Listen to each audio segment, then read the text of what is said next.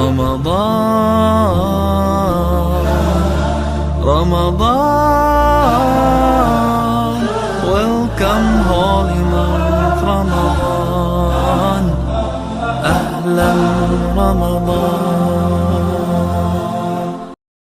إن الحمد لله نحمده ونستعينه ونستغفره ونؤمن به ونتوكل عليه ونعوذ بالله من شرور أنفسنا ومن سيئات أعمالنا من يهده الله فلا مضل له ومن يضلل فلا هادي له وأشهد أن لا إله إلا الله وحده لا شريك له وأشهد أن محمدًا عبده ورسوله أما بعد فإن خير الحديث كتاب الله وخير الهدي هدي محمد صلى الله عليه وسلم وشر الأمور محدثاتها وكل محدثة بدعة وكل بدعة ضلالة وفي رواية وكل ضلالة في النار. فأعوذ بالله من الشيطان الرجيم. بسم الله الرحمن الرحيم. وعد الله الذين آمنوا منكم وعملوا الصالحات ليستخلفنهم في الأرض كما استخلف الذين من قبلهم وليمكنن لهم دينهم الذي ارتضى لهم وليبدلنهم من بعد خوفهم أمنا يعبدونني لا يشركون بي شيئا. اللهم أرنا الحق حقا وارزقنا اتباعه وأرنا الباطل باطلا وارزقنا اجتنابه. اللهم علمنا ما ينفعنا وانفعنا بما علمتنا وارزقنا علما. رب اشرح لي صدري ويسر لي أمري واحلل عقدة من لساني يفقه قولي. برادران اسلام، واجب الاحترام بزرگوں، دوستوں، عزیز ساتھیوں، لائق احترام ماؤں اور بہنوں، اللہ تبارک و تعالیٰ کا فضل و احسان کہ اس نے ہمیں اس رات کو عطا فرمایا اور استقبال رمضان کے حساب سے یہ پہلی رات ہماری زندگیوں کو باقی اور اللہ تبارک و تعالیٰ نے امن والی بنایا. جیسا کہ آپ لوگ جانتے ہیں کہ 2009 سے ہمارا یہ شیڈول اللہ تبارک و تعالیٰ کے فضل و کرم سے تسلسل کے ساتھ چلا آ رہا ہے کہ نماز تراویح کے بعد مستقلاً 1 گھنٹہ اللہ تبارک و تعالیٰ کے دین کی باتیں کرنے کا. اللہ نے اس میں بڑھوتری دی. اللہ تبارک و تعالیٰ نے قلوب کے اندر بات کو ثابت کیا اور لوگوں کے اندر احساس کو جگایا. تو اس حیثیت سے بہت سے سال تو درمیانی وہ تھے جہاں پر ہم نے خود مرکز میں اس کو کنڈکٹ کیا، لیکن جب عوام کی بڑھتی ہوئی تعداد کو دیکھا، رجحان کو دیکھا، ذوق شوق کو دیکھا، تو ہم نے یہاں پر اس کو تسلسل کے ساتھ شروع کیا. اس حیثیت سے یہ ہمارا دوسرا رمضان ہے، دوسری بیٹھک ہے جس میں آپ لوگ جمع ہیں. اللہ سے دعا ہے کہ اللہ تبارک و تعالی ہمارے بیٹھنے کو قبول فرمائے. اللہ تبارک و تعالی ہمیں اس کا اجر عطا فرمائے. اللہ تبارک و تعالی ہمیں استقلال کے ساتھ اللہ کے دین کے کام کرنے کا شوق ذوق عطا فرمائے، توفیق عطا فرمائے. تو گزشتہ سال ہم نے ایک مضمون لے کے آپ کو دیا تھا جس کا عنوان تھا کلمہ، اور اس سال ہم یہ مضمون لے کے آئے ہیں کہ خلافت راشدہ کے 30 سال. اور اس میں یہ بات آپ لوگوں کو پہلے ہی معلوم ہو چکی ہوگی کہ ہر سال اللہ کے رسول صلی اللہ علیہ وسلم کے وفات کے بعد سے لے کر ہر ایک رات ایک سال کی تاریخ بیان کی جائے گی جہاں سے خلافت راشدہ کی ابتدا ہوتی ہے. اس کے لیے سب سے پہلی چیز ہے بعض باتوں کا سمجھنا، کیونکہ ہمیں کیا ہے انگلش کیلنڈر سے وابستگی ہے اور ہم انگریزی کیلنڈر ہی لکھتے ہیں، سیکھتے ہیں، سمجھتے ہیں. تو یہ پوری تاریخ جو مرتب ہوئی ہے اس میں انگریزی کیلنڈر نہیں ہے، عربی کیلنڈر ہے. تو اس حیثیت سے بعض نکات جب تک ہم نہیں سمجھیں گے تو اس حیثیت سے تاریخ اسلام کو سمجھنا بھی مشکل ہو جائے گا. جیسے ایک تہذیب کا اپنا اپنا ایک کیلنڈر ہے، ویسے ہی اسلام بھی آنے سے پہلے جو عربی مہینے تھے یہ موجود تھے. جیسا کہ محرم ہے، پہلا مہینہ محرم ہے، پھر صفر ہے، ربیع الاول ہے، ربیع الاخر ہے، جمادی الاولیٰ ہے، جمادی الاخری ہے، رجب ہے، شعبان ہے، رمضان ہے، شوال ہے، ذوالقعدہ ہے، ذوالحج ہے. یہ کل 12 مہینے ہیں، اور یہ 12 مہینے اسلام آنے سے پہلے بھی جاہلیت میں ہوا کرتے تھے.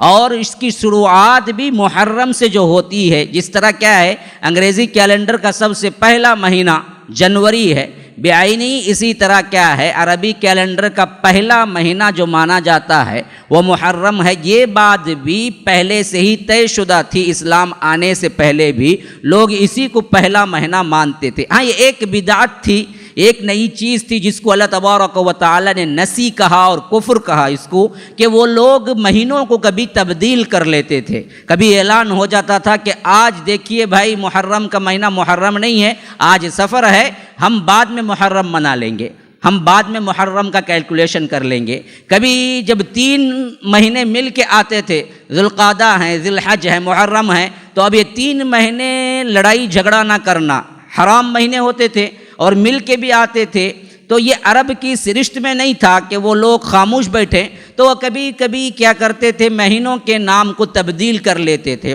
آگے پیچھے کر لیتے تھے اور کہتے تھے کہ آج ہم اس کو محرم نہیں مانیں گے، محرم 2 مہینے چھوڑ کے پھر رکھ لیں گے، درمیان میں 3 مہینے خاموش بیٹھنا تو مشکل ہے۔ اسے اللہ تبارک و تعالی نے فرمایا کہ یہ نسی اور زیادہ ہے اور یہ کفر ہے۔ سورہ توبہ میں اللہ تبارک و تعالی اسی سلسلے میں فرمایا ہے کہ ان عدت الشہور عند اللہ 12 شہرا، اللہ تبارک و تعالی کے پاس گنتی 12 مہینے ہیں۔ کب سے ہے؟ یوم خلق السماوات والارض، جب سے اللہ نے کائنات بنائی ہے، منہا 4 حرم، اور اس میں 4 مہینے حرام ہیں جن میں زیادہ احترام والے مہینے ہیں، جو کہ کیا ہیں؟ ذی القعدہ، ذی الحج، محرم، یہ پورے مل کے آتے ہیں، اور یہ مل کے رجب ایک اکیلا آتا ہے، یہ 4 مہینے ہیں۔ یہ کائنات کو بنانے سے اللہ تبارک و تعالی نے شروع کر دیا، یہ کہہ رہا ہے۔ تو یہی سسٹم ان کا بھی تھا جب اللہ کے رسول صلی اللہ علیہ وسلم آئے تھے۔ اس معاملے میں نام کا اور شروعات کا یہ دونوں چیزیں ڈیسائیڈڈ تھی، کوئی مسئلہ نہیں تھا اس معاملے میں۔ لیکن جب اللہ کے رسول صلی اللہ علیہ وسلم ہجرت کر کے مدینہ گئے تو لیٹر میں لکھنے کے لیے تاریخ جو شروع کی گئی اس مہینے سے شروع کی گئی۔ ایک مرتبہ حضرت عمر رضی اللہ عنہ کے پاس ایک لیٹر آیا تھا، روم سے کسی گورنر نے حضرت عمر کو لکھا تھا۔ اب اس لیٹر کے جواب کے لیے جب انہوں نے کھنگالا تو یہ معلوم نہیں ہو رہا تھا کہ یہ کب آیا تھا، 2-3 لیٹر مل کے آئے تھے۔ اب اس سے بڑی پریشانی اس وقت ہوئی جب حضرت عمر کو یہ تشویش ہوئی کہ ان میں سے پہلا لیٹر کون سا تھا، بعد کا لیٹر کون سا تھا، بعد کا لیٹر کون سا تھا۔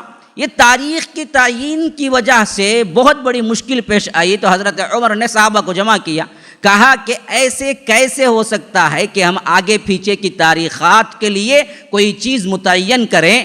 تو ایران کے بھی بہت سے لوگ اس وقت موجود تھے جو قیدی بن کے آ چکے تھے، اور بہت سے دوسرے ممالک کے بھی آ چکے تھے، اور بہت سے وہ تھے جو دشمنان اسلام تھے لیکن اس وقت بڑھ چڑھ کر اسلام کو پھیلانے میں حصہ لے رہے تھے۔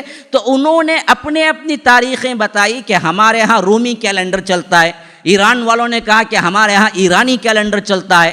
تو اب حضرت عمر نے کہا کہ تمہارے اپنے کیلنڈرز کو ہم لیں گے تو یہ بات تو اچھی نہیں ہوگی، ہم کیوں تمہارے کیلنڈرز کو لیں، ایک اسلامی کیلنڈر کا آغاز ہونا چاہیے۔ تو حضرت عمر نے اتفاق کیا اور صحابہ نے اس وقت اتفاق کیا، تو مسئلہ یہ اٹھا کہ کہاں سے شروع کیا جائے۔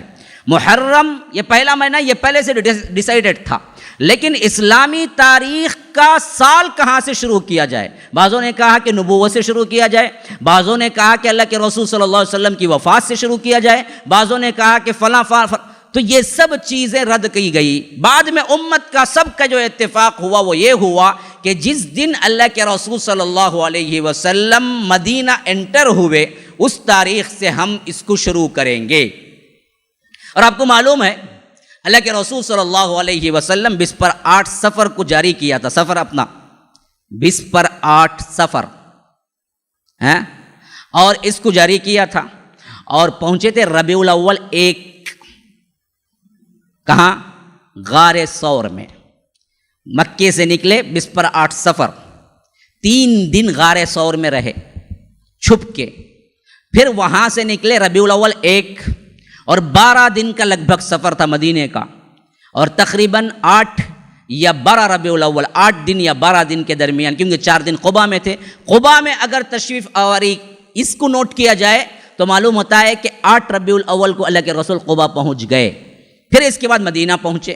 تو اب اس کو آپ ترتیب وار دیکھیں کہ پہلا مہینہ محرم ہے، دوسرا سفر ہے جس میں اللہ کے رسول مکے سے نکلے اینڈنگ میں 29 کو 28 کو 29 30 یہ سب غار ثور میں رہے، اور نمبر 3واں مہینہ کیا ہے؟ محرم سفر ربیع الاول، ربیع الاول کے 8ویں تاریخ کو قبا پہنچے اور وہاں 4 دن رہے یا 14 دن رہے، پھر اس کے بعد مدینہ پہنچے۔ تو یہ شمار کیا گیا کہ ان 3 مہینوں کے پہلے کا جو محرم آ گیا وہ محرم ہمارے اسلامی سال کا پہلا سال ہے، یوں ڈیسائیڈ کیا گیا۔ بات سمجھ رہے ہیں نا؟ جس سال اللہ کے رسول صلی اللہ علیہ وسلم مکے سے مدینہ گئے اور وہاں انٹر ہوئے وہ 8 ربیع الاول تھا، اور اس سے 2 مہینے پہلے محرم شروع ہو چکا تھا۔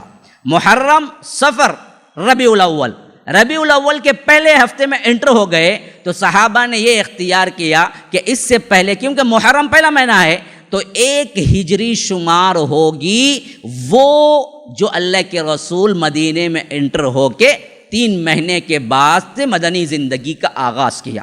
تو اس حیثیت سے اللہ کے رسول صلی اللہ علیہ وسلم 1 سال مدینے میں، 2 سال مدینے میں، 3 سال مدینے میں، 4 سال مدینے میں، 5 سال مدینے میں، 6 سال مدینے میں، 7 سال مدینے میں، 8 سال مدینے میں، 9 سال مدینے میں، 10 سال مدینے میں رہے۔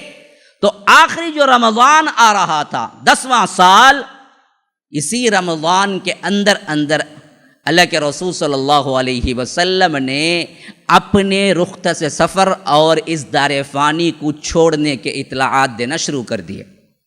کیسے؟ اللہ کے رسول نے اس رمضان میں جو 10ویں سال رمضان آیا تھا، عموماً 10 دن اعتکاف کرتے تھے ہر رمضان کو، آخری عشرہ، لیکن یہ 10 رمضان جو آیا تھا، 10 ہجری کا رمضان، اس میں اللہ کے رسول صلی اللہ علیہ وسلم 20 دن کا اعتکاف کیا، اور حضرت جبرائیل سے اللہ کے رسول صلی اللہ علیہ وسلم کا دورہ ہر رمضان میں پورے قرآن کا 1 مرتبہ ہوتا تھا، 10ویں سال ہجری کے رمضان میں 2 مرتبہ ہوا۔ تو یہیں سے کوشن دینا شروع کر دی اللہ کے رسول صلی اللہ علیہ وسلم، یہ میرا آخری رمضان ہے اور میں اس دار فانی سے بہت جلد کوچ کرنے والا ہوں۔ پھر اس کے بعد رمضان، شوال، ذی القعدہ، ذی الحج۔ تو ذی الحج کا مہینہ آیا تو اللہ کے رسول 10 محرم کا ذی الحج، تو اللہ کے رسول نے کہہ دیا کہ دیکھو میں اس سال حج کرنے والا ہوں، جو ہو سکتا ہے میرے ساتھ وہ آئے۔ تو اللہ کے رسول صلی اللہ علیہ وسلم نے اس 10ویں سال کے ذی الحج کو حج کرنے کا اعلان کر دیا، جسے حجۃ الوداع کہتے ہیں، اور اسی میں تمام صحابہ 1,24,000 کے قریب اس عرفات میں جمع ہوئے جہاں اللہ کے رسول صلی اللہ علیہ وسلم نے 10 کا ہجری کا حج کیا، اور حج میں بھی 2-3 مرتبہ اعلان کیا کہ لوگوں میں شاید یہ سمجھتا ہوں اگلے سال تم سے مل نہیں سکوں گا، یہ اعلان کر دیا۔ اور ایک جگہ عرفات کے میدان میں کھڑے ہو کے کہا کہ اللہ کے رسول صلی اللہ علیہ وسلم نے لوگوں جو سیکھنا ہے میرے پاس سے مناسک حج سیکھ لو، کیونکہ اس کے بعد میں تمہارے درمیان نہ رہوں گا، مجھے ایسا لگتا ہے۔ تو ایسے بہت سے کاشن کھل کے اللہ کے رسول صلی اللہ علیہ وسلم نے حج کے موقع پر ہی دے دیے، جو کہ 10 ہجری کا اینڈنگ دسمبر کا مہینہ تھا، گویا کہ انگریزی دسمبر کا مہینہ جس طرح ہوتا ہے ویسے ہی عربی میں ذی الحج آخری مہینہ ہوتا ہے، سال کا اینڈنگ مہینہ ذی الحج، سال کا پہلا مہینہ جنوری کی طرح محرم۔ 2-3 باتیں سیکھنے کی بھی کوشش کریں، آئیں بیٹھیں سنے چلے جائیں، یہ تو ہوتا ہی رہتا ہے، لیکن کچھ چیزیں مجھے دینا چاہتا ہوں آپ لوگوں کو، وہ بھی ساتھ لے کے جائیں کہ جس طرح جنوری ہے اس طرح محرم ہے عربی مہینے میں، جس طرح سال کے آخری میں دسمبر ہے اسی طرح ہمارے سال کے آخری میں ہے ذی الحج۔ اسی میں اللہ کے رسول نے حج کیا، حج کے آخری ایام میں یعنی ذی الحج کے آخری ایام میں واپس ہوئے وہاں سے، اور جب پہنچے مدینہ اللہ کے رسول صلی اللہ علیہ وسلم کے ایکٹیویٹیز ہی ایسے تھے کہ ذرا سا قریب رہنے والا پہچان جاتا تھا کہ اللہ کے رسول صلی اللہ علیہ وسلم کچھ اور تیاری میں ہے، کچھ اور تیاری میں ہے، کچھ اور تیاری میں ہے۔ عمومی اللہ کے رسول صلی اللہ علیہ وسلم کا شیڈول بدلا ہوا تھا، اس آدمی کا سا تھا جو رخصت ہونے والا ہے، ایسے اللہ کے رسول صلی اللہ علیہ وسلم کا بیہیویئر تھا۔ تو یہی اینڈنگ ہوا، جیسے ہی محرم 1 آیا وہاں سے اللہ کے، اب یہ 11 ہجری شروع ہو گیا، اب ہمیں تاریخ وہیں سے لینی ہے۔ یہ 11ویں سال محرم کا پہلا مہینہ آیا، جہاں سے مجھے آج 1 سال کی تاریخ آپ لوگوں کو بولنی ہے کہ 11 میں کیا ہوا تھا۔ یہاں سے خلافت راشدہ بھی شروع ہوئی، اور یہیں سے ہمارے لیے وہ چیز شروع ہوئی جو کہ تمام دنیا کے لیے ہمیں شاہانہ طور پر اللہ نے عطا کیا۔ یہ خلافت کے 30 سال جو جاری رہیں گے، میں اس پر بعد میں بحث کروں گا، اب میں صرف کیلنڈر سمجھا رہا ہوں تاکہ آج اگر کیلنڈر بھی سمجھ جائے نا، بہت بڑی بات ہے میرے لیے کہ اگلے جو بھی باتیں ہیں ان باتوں کو سمجھنے کے لیے۔ تو اب دیکھیے کہ جیسے ہی محرم کا پہلا مہینہ 11 ہجری شروع ہوا تو بعض روایتوں میں ملتا ہے کہ اللہ کے رسول صلی اللہ علیہ وسلم کو بھی علالت نے پکڑ لیا، یعنی بیماری بھی شروع ہوئی، یعنی اللہ کے رسول کو کچھ کمزوری سی محسوس ہونے لگی۔ اسی اثناء میں اللہ کے رسول صلی اللہ علیہ وسلم عمومی طور پر زیادہ سے زیادہ ذکر کرنے کا اور مغفرت کرنے کا حکم بھی نازل ہوا۔ اذا جاء نصر اللہ، یہ آخری صورت ہے جو اتری ہے، سورۃ النصر۔ یہ آیتیں اتر رہی تو گویا کہ یہ اعلان تھا کہ اب اللہ کے رسول صلی اللہ علیہ وسلم کا رخصت سے سفر ہے، اور اللہ کے رسول صلی اللہ علیہ وسلم زیادہ ذکر اذکار میں اپنے اوقات کو گزارنا ہے۔ تو اللہ کے رسول صلی اللہ علیہ وسلم اتنے زیادہ اذکار اور استغفار میں رہتے تھے کہ صحابہ کو الگ سا محسوس ہوتا تھا کہ کچھ اور تیاری میں ہے۔ تو محرم کا مہینہ گزرا، سفر کا مہینہ گزرا، جس میں اللہ کے رسول صلی اللہ علیہ وسلم نے چند اہم مہمات کے لیے صحابہ کو بھیجا، اور سفر 29 سفر کے تھے، جہاں اللہ کے رسول صلی اللہ علیہ وسلم کو سخت بخار نے آ لیا۔ یہ پہلا دن تھا جو بیماری میں اللہ کے رسول صلی اللہ علیہ وسلم پڑے ہیں، سفر کا 29۔ اور بتایا جاتا ہے کہ کسی صحابی کا انتقال ہو گیا تھا، ان کے جنازے کے لیے اللہ کے رسول صلی اللہ علیہ وسلم گئے اور وہاں شرکت کی، دفن تک رہے۔ پھر اس کے بعد واپس آ رہے تھے کہ اللہ کے رسول صلی اللہ علیہ وسلم نے اپنا سر پکڑا کہ بڑا سر درد ہے۔ یہ جو سر پکڑا ہے نا، یہاں سے اللہ کے رسول صلی اللہ علیہ وسلم کی بیماری کی ابتدا ہوئی، سفر سے لے کر 29-30، پھر اس کے بعد 12 دن ربیع الاول کے 14 دن اللہ کے رسول صلی اللہ علیہ وسلم بیمار رہے۔ جو وفات کی بیماری ہوتی ہے اس میں اللہ کے رسول صلی اللہ علیہ وسلم کل 14 دن رہے۔ 29 کو بیمار پڑے، بخار تھا جو تیز تر آیا تھا۔ اللہ کے رسول صلی اللہ علیہ وسلم کی اس بخار کی حدت کی وجہ سے سر کا سب سے زیادہ درد شروع ہوا، جس میں اللہ کے رسول صلی اللہ علیہ وسلم نے، ہم دیکھتے ہیں کہ کبھی کبھی سر درد کی گولی سے بھی ہمیں درد نہ جائے، یا کوئی بھی کیا ہے ہمارے لیے جو لگاتے ہیں ان چیزوں سے بھی آپ کو سر درد نہ جائے تو انسان مجبور ہو کہ پٹی باندھ لیتا ہے، چاہے سر کو پکڑا رہے کوئی تو ذرا سکون سا ملتا ہے۔ تو روایتوں میں آتا ہے کہ اللہ کے رسول صلی اللہ علیہ وسلم بھی سخت کس کے پٹی باندھ لی تھی، سر پہ پٹی بندھی ہوئی، مار کی وجہ سے نہیں، سر درد کی وجہ سے، اور وہ سر درد تھا بخار کی وجہ سے۔ بخار کی حدت اتنی ہوتی تھی کہ سر درد کی پٹی بندھی ہوئی ہو تو بھی اس میں سے بھاپ نکلتی ہوئی محسوس ہوتی تھی، اتنی شدید بخار ہوتی تھی۔ اللہ کے رسول صلی اللہ علیہ وسلم نے فرمایا مجھے معمولی بخار نہیں ہوتی ہے، مجھے 2 آدمیوں کے برابر بخار ہوتی ہے، مجھے بخار بھی 2 آدمیوں کے برابر ہوتی ہے۔ تو اللہ کے رسول صلی اللہ علیہ وسلم بیمار پڑے، اور اس کے بعد اپنے بستر پہ اللہ کے رسول صلی اللہ علیہ وسلم گزارے، یہاں تک کہ ہمیشہ پوچھا کرتے تھے، کیونکہ زندگی کی تقسیم یوں تھی کہ ایک دن ایک بیوی کے گھر میں گزارتے تھے، دوسرے دن دوسرے بیوی کے گھر میں، تیسرے دن تیسرے بیوی کے گھر میں، ایسے 9 بیویاں اس وقت تھی، اور اس حیثیت سے تقریباً 9ویں باری ایک بیوی کو ملتی تھی، یا 8ویں باری ایک بیوی کو ملتی تھی۔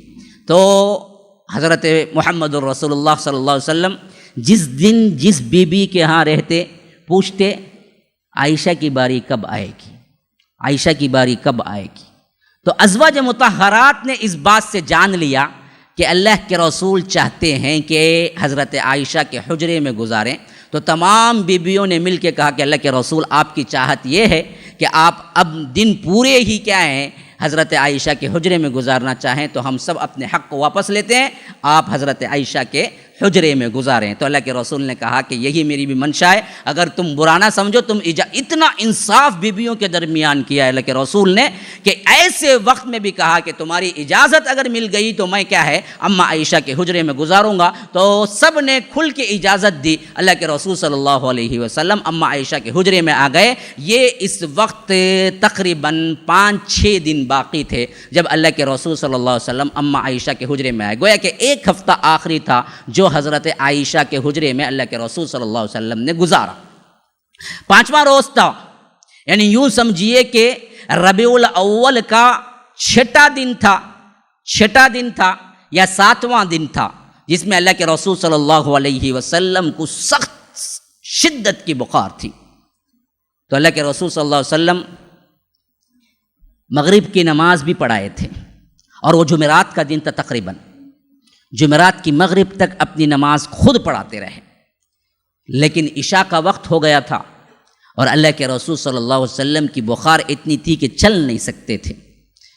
تو اماں عائشہ سے کہا کہ مجھے مختلف کنوؤں سے، جو کہ اس وقت کیا ہے مدینے میں 7 کنویں الگ الگ مشہور تھے جن کے پانی میں اور میٹھاس مشہور تھی، تو اماں عائشہ سے کہا کہ 7 کنوؤں کا پانی مجھے جمع کرو اور میرے اوپر اونڈھیلو تاکہ میری حدت بخار کم ہو جائے۔ تو اللہ کے رسول صلی اللہ علیہ وسلم کو ایک لگن میں بٹھایا گیا، یعنی ایک ٹب میں بٹھایا گیا، اور 7 کنوؤں کا پانی جمع کیا گیا، اور وہ 7 کنوؤں کا پانی اللہ کے رسول صلی اللہ علیہ وسلم پر اونڈھیلا گیا، یہاں تک کہ جب اللہ کے رسول نے تھوڑی سی حدت کم محسوس ہوئی، کہا کہ کھڑاؤ کھڑاؤ۔ پھر اس کے بعد اللہ کے رسول تھوڑا سا کیا ہے وہ بخار کی تپش کم ہونے سے اٹھ کھڑے ہوئے اور کہا کہ تم مجھے لے جاؤ، مسجد میں لے جاؤ۔ لیکن جب لینے کے لیے آگے بڑھے، اللہ کے رسول پھر بے ہوش ہو کے گر گئے۔ پھر دوسری مرتبہ ٹب میں بٹھایا گیا، پھر پانی ڈالا گیا، پھر اٹھ کے جانے لگے تو پھر بے ہوش ہو کے گر گئے۔ پھر تیسری مرتبہ بھی یہی کیا گیا تو اس وقت بھی اٹھے اور گر گئے۔ تو اس وقت اللہ کے رسول صلی اللہ علیہ وسلم نے فرمایا کہ ابو بکر کو کہو کہ وہ نماز پڑھائے۔ اب اس وقت اماں عائشہ نے کہا اللہ کے رسول، حضرت ابو بکر پہلے ہی بڑے نرم دل آدمی ہیں، آپ کے مصلے پہ کھڑے نہیں ہو سکتے، اگر وہ آپ کے مصلے پہ کھڑے ہوں گے تو رقت کی وجہ سے، آپ کے ادب احترام کی وجہ سے شاید وہ نماز ہی نہ پڑھا سکے، روتے روتے رہ جائیں، تو آپ حضرت عمر سے کہہ دیجئے کہ وہ نماز پڑھا لیں گی۔ اماں عائشہ کی بات کو اللہ کے رسول نے رد کیا، کہا کہ ابو بکر سے کہو کہ وہ نماز پڑھائے۔ تو اماں عائشہ نے سوچا کہ میری بات نہیں چل رہی ہے، تو ازواج مطہرات وہاں پر جتنے بھی تھے ان سب کو بھی جمع کیا، بولا کہ میرا ساتھ دو، میرا ساتھ دو۔ تو تمام ازواج مطہرات مل کے کہنے لگے کہ اماں عائشہ بالکل برابر کہہ رہے ہیں اللہ کے رسول، ابو بکر بڑے ہی نرم دل آدمی ہیں، آپ کے مصلے پہ کھڑے نہیں ہو سکتے ہیں، آپ حکم دے کہ عمر نماز پڑھا دیں۔ تو اللہ کے رسول کو جلال آ گیا، غصے میں کہا کہ میں کہتا ہوں کہ تم بھی وہی کام کر رہی ہو جو یوسف والیہ نے کیا تھا، یوسف کے وہاں پر زلیخا کے ساتھیوں نے جو کیا تھا وہی تم بھی کر رہی ہو۔ ابو بکر سے کہو کہ وہ نماز پڑھائیں، اللہ بھی قبول نہیں کرتا، امت بھی قبول نہیں کرے گی ابو بکر رہتے ہوئے کسی اور کو۔ یہ صاف اعلان تھا کہ میرے بعد خلافت کا مستحق ابو بکر ہے، جس کو میں نماز کا امام بنایا ہوں، دنیا کا بھی امام، دینی امور کا جو امام بنا ہے وہ دنیاوی امور کا بھی امام تمہارا بننے والا ہے۔ یہ اعلان تھا صاف، جس میں اللہ کے رسول صلی اللہ علیہ وسلم نے شدت سے کہا کہ کہو ابو بکر کو کہ وہ نماز پڑھائیں، تم کوئی چال نہ چلو۔ کیوں اللہ کے رسول نے انہی کیا ہے زلیخا کے ساتھیوں کی مثال دی تھی؟ اس وجہ سے کہ ان کی بھی زبان کی بات کچھ اور تھی، دل کی بات کچھ اور تھی۔ یہاں پر بھی اصل میں زبان کی بات کچھ اور تھی، امہات المؤمنین کی دل کی بات کچھ اور تھی۔ اس وجہ سے تفصیل کا موقع نہیں ہے، انشاءاللہ کبھی بیان کروں گا۔ تو اللہ کے رسول نے ان سے تشبیہ دی اور کہا کہ ابو بکر کو کہیں، تو وہاں انہوں نے عشاء کی ایک نماز پڑھائی، ہاں عشاء کی ایک نماز جمعرات کی، پھر جمعہ کے 5 نمازیں، ہفتے کے 5 نمازیں، اتوار کے 5 نمازیں، کتنے ہو گئے؟ کتنے ہو گئے؟ 16 نمازیں، اور پیر کے صبح کی 1 نماز فجر کی۔ 17 نمازیں وہ ہیں جو حضرت ابو بکر صدیق نے اللہ کے رسول کی موجودگی میں پڑھایا۔ 1 نماز 2 نماز نہیں پڑھائے، وہ اللہ کے رسول کی موجودگی میں 17 نمازیں ہیں جو حضرت ابو بکر صدیق نے پڑھائی ہیں، کیونکہ اس کے بعد کسی نماز کو اللہ کے رسول صلی اللہ علیہ وسلم امامت نہیں کی۔ ہاں ایک مرتبہ آئے تو صحابہ خوش ہو گئے، اللہ کے رسول صلی اللہ علیہ وسلم نے کہا کہ پڑھو اپنی جگہ تم پڑھتے رہو۔ ابو بکر کے پاس آئے تو حضرت ابو بکر پیچھے ہٹنے لگے، تو اللہ کے رسول صلی اللہ علیہ وسلم نے کہا کہ تم بھی اپنی جگہ رہو، اور صحابہ جو ساتھ میں آئے تھے ان کو کہا کہ مجھے داہنے طرف بٹھا دو ابو بکر کے، اور اللہ کے رسول امامت ابو بکر کی کر رہے تھے اور ابو بکر تمام امت کی کر رہے تھے۔ گویا کہ یہ بھی بالعنوان مثال کے ساتھ سمجھا دیا کہ میرے بعد ابو بکر کے بعد امت رہے گی پوری کی پوری۔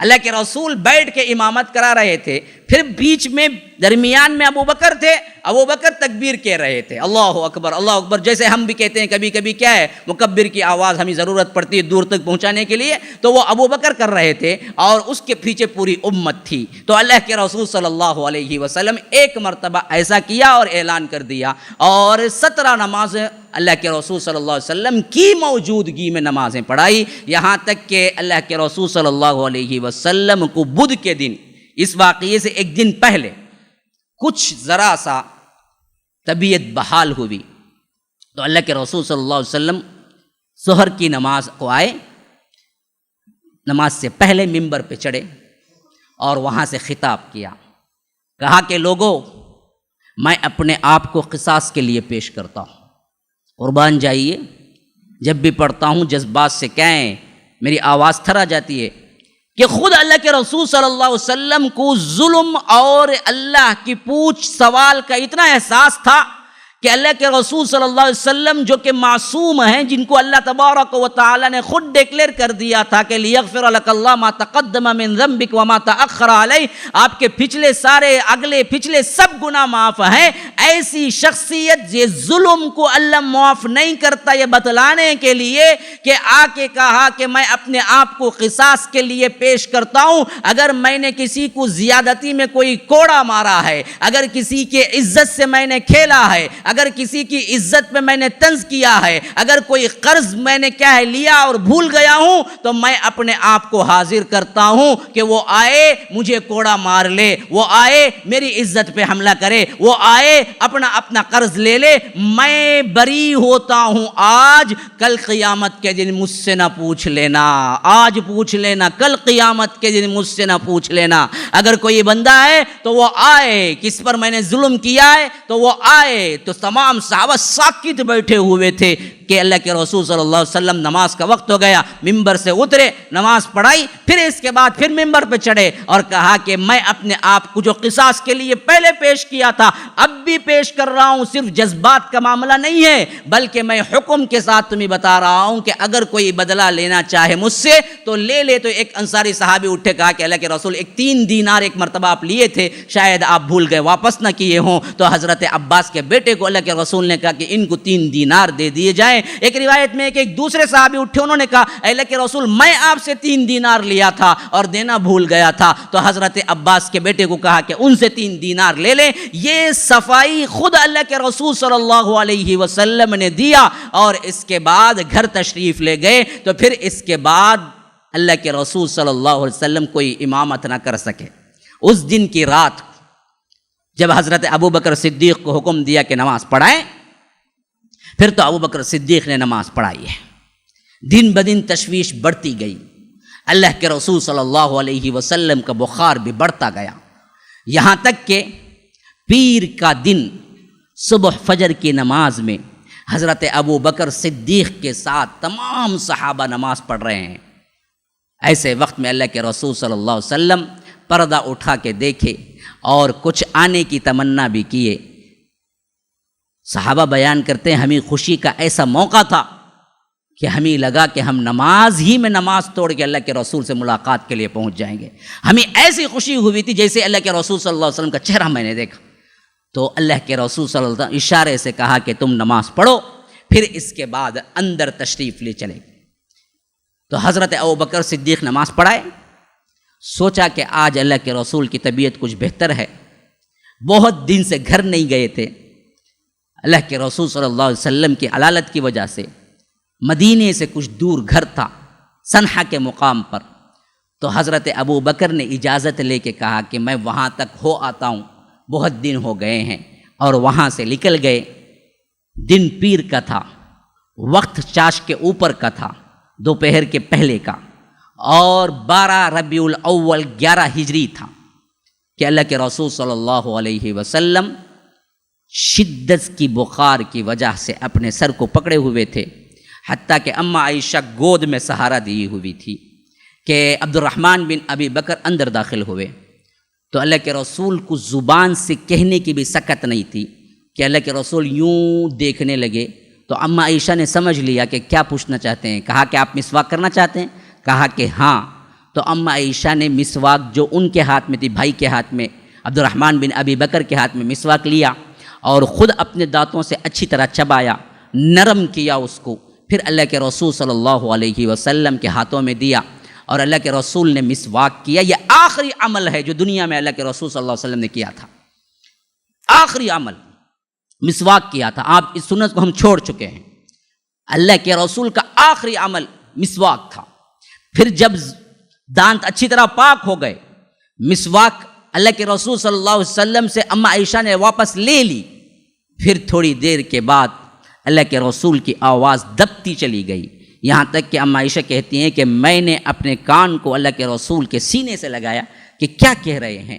تو اس وقت اللہ کے رسول کہہ رہے تھے اللہم بالرفیق الاعلیٰ، اللہم بالرفیق الاعلیٰ، اللہم بالرفیق الاعلیٰ۔ اے اللہ میں تیرے ساتھ رفیق اعلیٰ کے ساتھ آنا چاہتا ہوں، میں تیرے ساتھ تیرے ملاقات کے لیے تیار ہوں، اب مجھے دنیا میں رہنا نہیں ہے۔ یہ دعائیں کر رہے تھے اللہ کے رسول صلی اللہ علیہ وسلم، اور ہاتھ یوں اٹھا ہوا تھا، اور اللہ کے رسول صلی اللہ علیہ وسلم کا سر اماں عائشہ کے گوٹ مانڈی پہ تھا، اور ایسی حالت میں اللہ کے رسول کے زبان پہ یہ رفیق اعلیٰ کے الفاظ تھے، یہاں تک کہ اللہ کے رسول کا ہاتھ نیچے گر گیا، اور جیسے ہی ہاتھ نیچے گرا اماں عائشہ کہتی ہیں کہ مجھے تب احساس ہوا کہ اللہ کے رسول صلی اللہ علیہ وسلم اب ہم میں نہیں رہے۔ بس یہ احساس ہی اتنا سن کر دینے والا تھا، مجھے سمجھ نہیں آ رہا تھا کہ میں کیا کروں، اگلا اسٹیپ کیا ہو، کسی کو سمجھ نہیں آ رہا تھا۔ یہاں تک کہ اصحاب رسول اللہ کو اطلاع دی گئی، اور وہ تمام صحابہ جو قریب میں تھے وہ آ چکے، حضرت عمر بھی آ چکے، اور انہوں نے بھی جب باقاعدہ دیکھا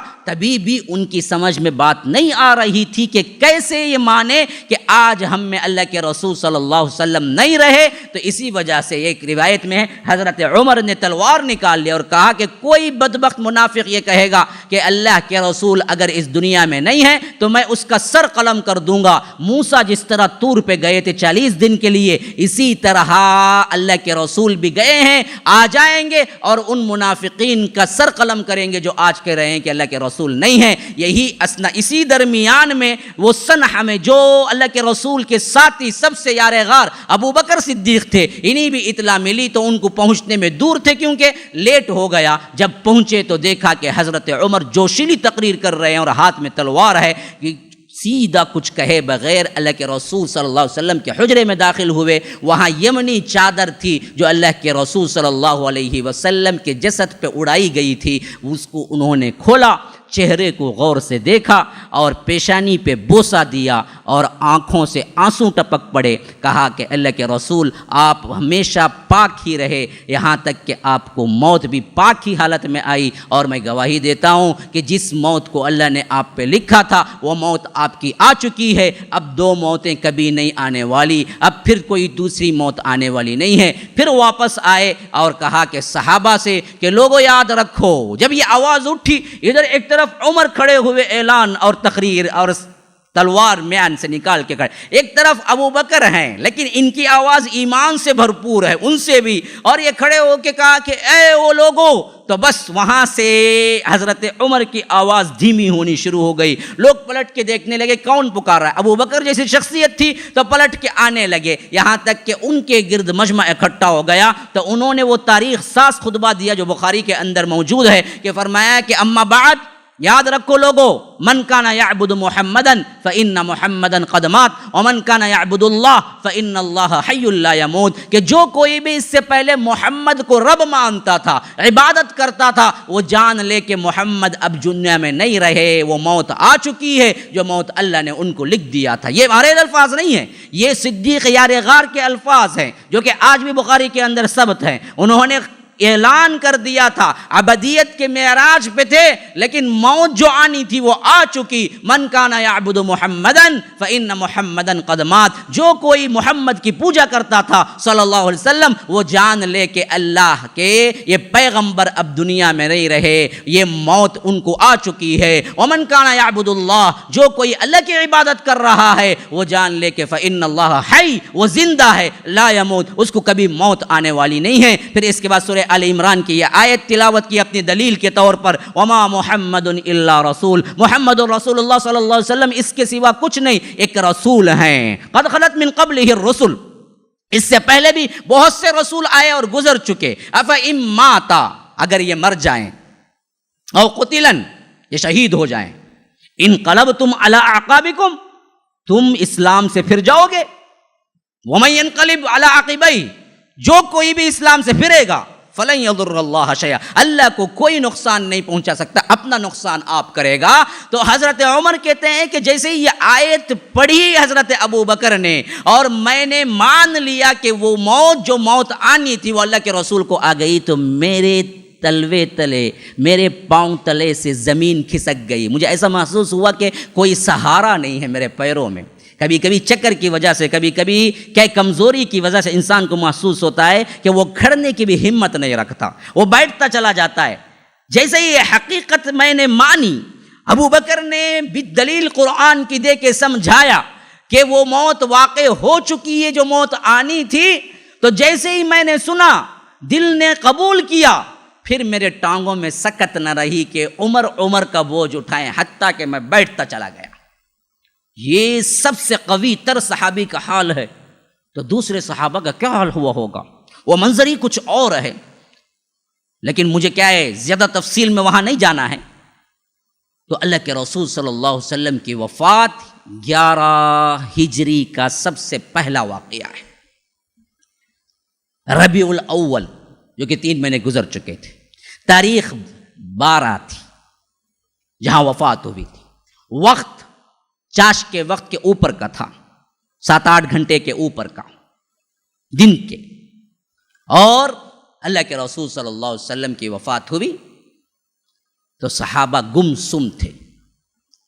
کبھی اس سے پہلے یہ چیز پیش ہی نہیں آئی، کسی کو سمجھ نہیں آ رہا تھا کہ اگلا قدم کیا کریں، کیسے کفن دفن کریں، کیسے دفنائیں، کیا طریقہ اختیار کریں۔ جب حضرت ابو بکر صدیق کے خطبے سے اچھی طرح بات واضح ہو گئی کہ اللہ کے رسول صلی اللہ علیہ وسلم کی وہ وفات، وہ موت جو ہونی تھی وہ ہو چکی، تو اب صحابہ سوچنے لگے کہ اگلا قدم کیا کیا جائے۔ تو اتنے میں حضرت ابو بکر صدیق کو یہ اطلاع ملتی ہے کہ بعض اور صحابہ، ثقیفہ بنی سعادہ ایک چبوترے کا نام ہے، مسجد نبوی میں ایک چبوترا ہے جہاں بیٹھ کے باتیں کرتے تھے، تو وہاں پر بہت سے صحابہ جمع ہیں اور اس بات کے لیے باتیں ہو رہی ہیں، اللہ کے رسول نہیں رہے تو اب ان کا جانشین کون ہے۔ یہاں تک کہ حضرت ابو بکر باہر نکلے یہ دیکھنے کے لیے تو حضرت عمر بھی ساتھ ہو لیے۔ جب دونوں اندر پہنچے تو دیکھا کہ بہت سے انصار صحابہ اور مہاجرین سب جمع ہیں۔ تو حضرت عمر اٹھے اور کہا کہ لوگو، تم نبی کے انصار تھے۔ انصار کو خطاب کیا اور کہا تم نبی کے انصار تھے، انصار کا مطلب ہے مدد کرنے والے۔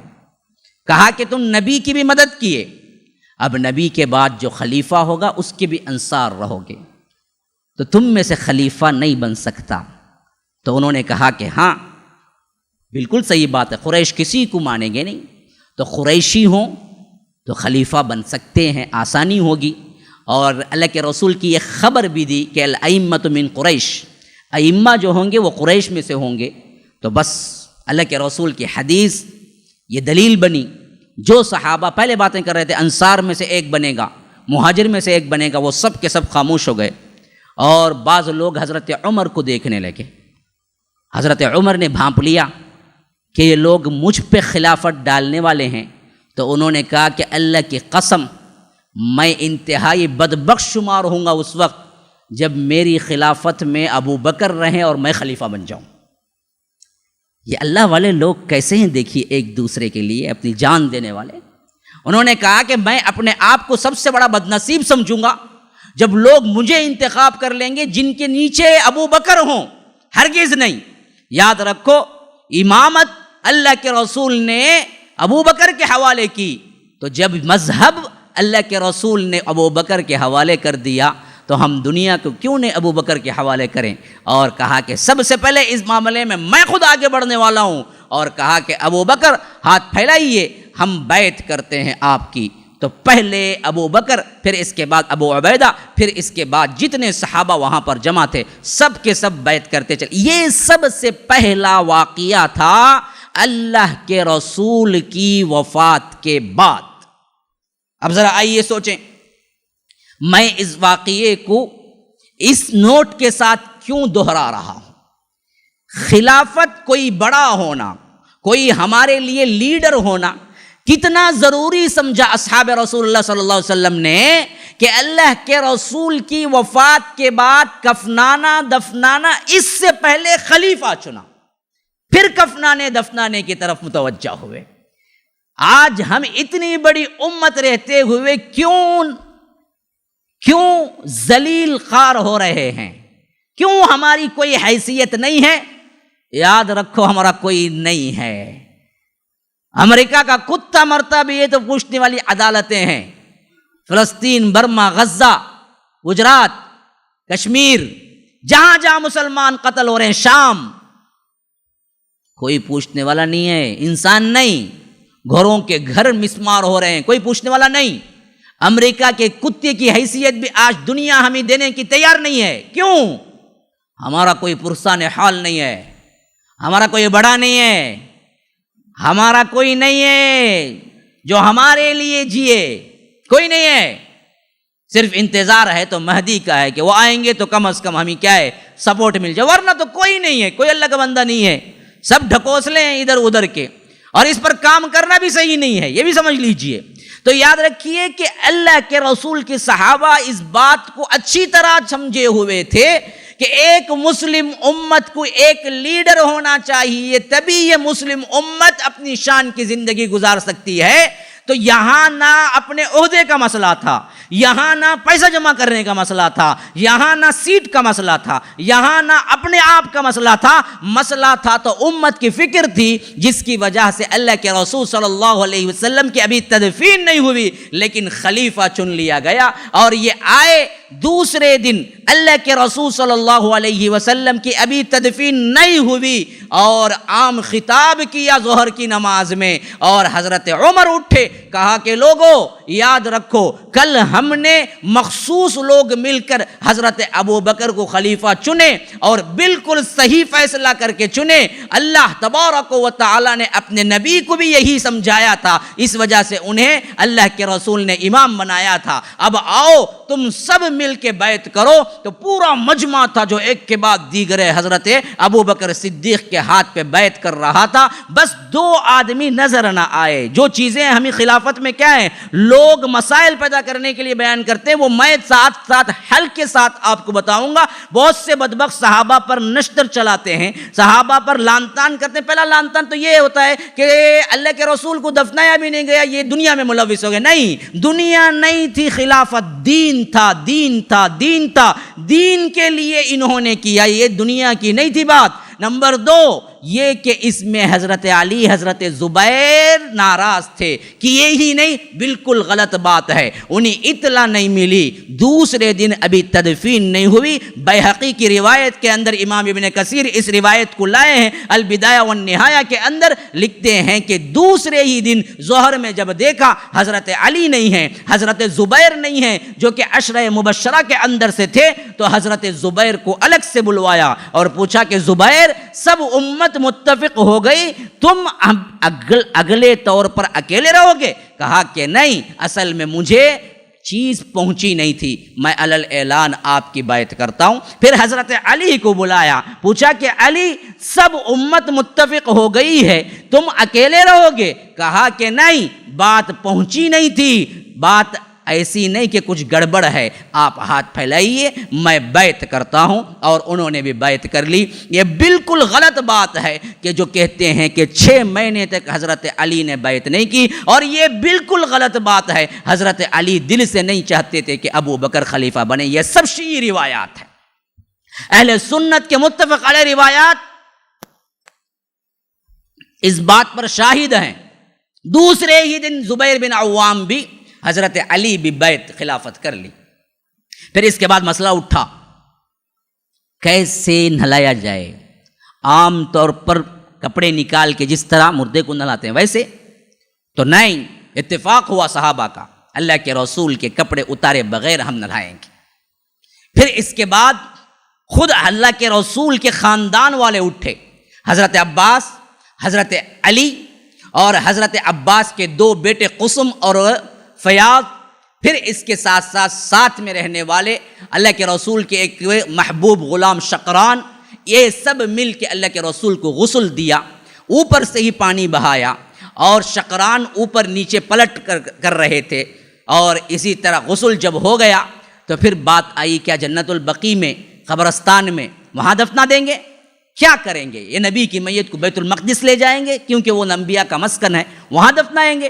یہاں تک کہ حضرت ابو بکر صدیق نے کہا کہ میں نے سنا ہے اللہ کے رسول صلی اللہ علیہ وسلم سے، نبی جہاں وفات پاتا ہے وہیں دفنایا جاتا ہے۔ تو بس یہ دلیل مل گئی تو تمام صحابہ اتفاق کیے، اور جہاں اللہ کے رسول صلی اللہ علیہ وسلم کی میت رکھی ہوئی تھی اسی جگہ کو اٹھایا، دوسری جگہ رکھا، وہیں کھودنا شروع کر دیا۔ ابو طلحہ نامی صحابی تھے جنہوں نے قبر کھودا، اور وہ بغلی قبر کھودنے میں ماہر تھے، جو ہندوستان میں نہیں عرب میں رواج تھی کہ ایک باکس جیسی ہوتی، پھر اس کے بعد یل کی شکل میں اندر ایک اور تراشا جاتا، اسے بغلی قبر کہتے ہیں۔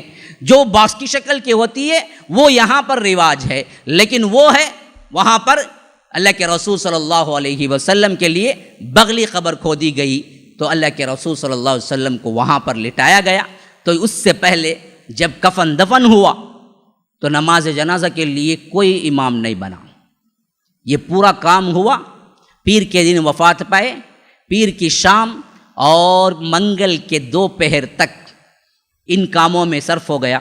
منگل کے شام کو اللہ کے رسول صلی اللہ علیہ وسلم کے حجرے میں رکھ دیا گیا، اور 10 صحابہ جتنا ہو سکتا تھا حجرے میں جانے کے لیے اتنے لوگ جاتے، اور اللہ کے رسول کی نماز جنازہ فردن پڑھتے، اور کوئی امام نہیں بنتا تھا، واپس آ جاتے تھے۔ ایسے ایک گئے، حتیٰ کہ منگل کی پوری رات گزر گئی، چہشمبے کا آدھا دن گزر گیا، حتیٰ کہ رات گزر گئی، تب جا کے جتنے لوگ تھے، پہلے بڑے پڑے، پھر بچے پڑے، پھر عورتیں پڑی، پھر اس کے بعد جب خالی حجرہ ہو گیا تو اللہ کے رسول صلی اللہ علیہ وسلم کو دفنانے کے لیے تیاری کی گئی۔ اس وقت معلوم ہوتا ہے کہ صرف قریبی ساتھیوں کے علاوہ کوئی نہیں تھا، کیونکہ خود اماں عائشہ روایت کرتی ہیں کہ ہمیں دفنانے کی کوئی اطلاع نہیں ملی، حتیٰ کہ رات میں ہم نے کھدائی کرنے والے پھاوڑوں کی آواز سنی تو تب ہم نے سمجھا کہ اللہ کے رسول صلی اللہ علیہ وسلم کو دفنا دیا گیا ہے۔ تو اس حیثیت سے ہمیں معلوم ہوتا ہے کہ یہ کام مردوں کے سپرد ہوا، اس زمانے میں بھی عورتیں شریک نہیں ہوئی۔ اللہ کے رسول نے بھی منع کر دیا کہ عورتیں قبرستان نہ آئیں، اور یہی چیز صحیح ہے۔ جو لوگ خبروں کی اور جو لوگ وہاں کی یہاں کی زیارتیں کرتے ہوئے پھرتے ہیں، خاص کر عورتیں، یاد رکھیے اللہ کے رسول صلی اللہ علیہ وسلم کے ان کو لیے ممانعت ہے، حتیٰ کہ اللہ کے رسول کی وفات پر بھی وہاں پر داخل نہ ہو سکی تھی عورتیں۔ تو غرض کہ یہ سب سے پہلا واقعہ تھا جو کہ 11 ہجری میں شروع ہوا۔ دوسرا واقعہ، حضرت ابو بکر صدیق 11 ہجری میں خلیفہ بن کے بیٹھے۔ تیسرا واقعہ، حضرت ابو بکر صدیق جیسے ہی خلافت کے لیے بیٹھے، انہیں سب سے پہلا مسئلہ یہ پیش آیا کہ بہت سے لوگوں نے جو اسلام کو نہیں بلکہ صرف اپنے نام، اپنے لوازمات، دنیا کی شان و شوکت کے لیے اسلام قبول کیا تھا، مرتد ہو گئے۔ بعض قبائلی نو مسلم، یعنی جو ابھی آئے تھے، تو حضرت ابو بکر نے کہا کہ ہم ان سے جہاد کریں گے۔ تیسرا مسئلہ، بہت سے لوگوں نے کہا کہ اللہ کے رسول تھے، زکوٰۃ دیتے تھے، اب ہم آپ کو نہیں دیں گے۔ حضرت ابو بکر نے کہا کہ ہم ان سے بھی جہاد کریں گے۔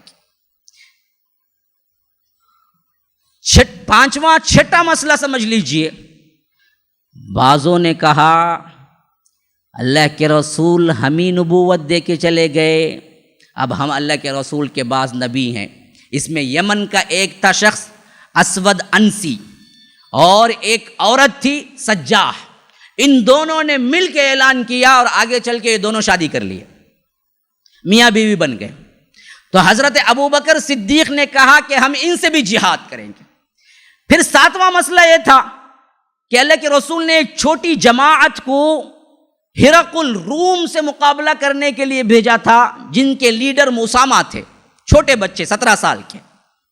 تو بعضوں نے کہا کہ اب اللہ کے رسول تو وفات پا چکے ہیں اور پہلے ہی اتنے لوگوں سے جنگ کرنا ہے باقی ہے، اب یہ لشکر کو بھی بھیج دیں گے تو ہم تنہا ہو جائیں گے، تو اس وجہ سے ہم کیا ہے بعد میں بھیج لیں گے، حضرت اسامہ کے لشکر کو واپس بلا لیں گے۔